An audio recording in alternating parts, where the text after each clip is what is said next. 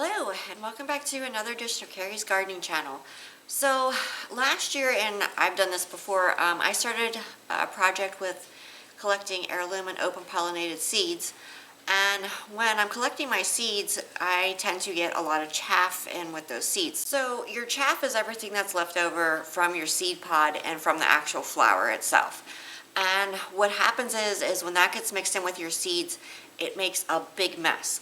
So before I would try and hand pick the seeds out, and that wasn't really working too well. So then I kind of just started throwing everything in the envelope and trying to sort everything out when it was time to actually plant the seeds, which took a lot longer.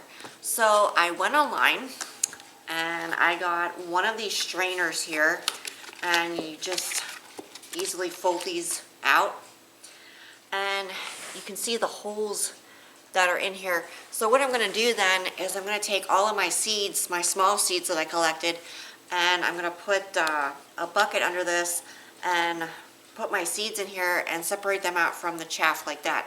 The smaller seeds are going to fall through the holes, and it's going to make it a lot faster for me when I'm planting my seeds, and that's going to make it a lot nicer too, because you don't have all the extra chaff, and you don't have to worry about getting the chaff on your seed starting mix.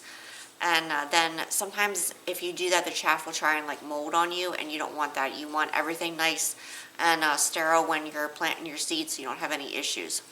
So this will work great for the smaller seeds like your coleus, your celosia, petunias, porticola, moss, which is also known as moss roses.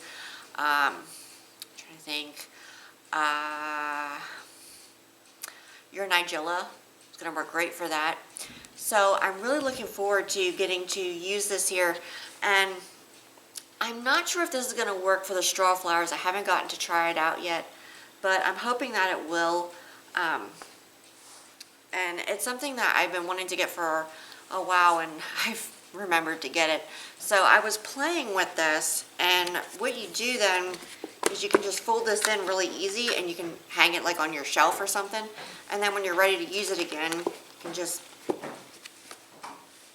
pop the thing back out. And I was playing with it, and I didn't seem to have any issues with it tearing or breaking, so I'm hoping that's going to be a good one for me. And when I'm done using it, like I said, I'm just going to hang it on the shelf so I know where it's at.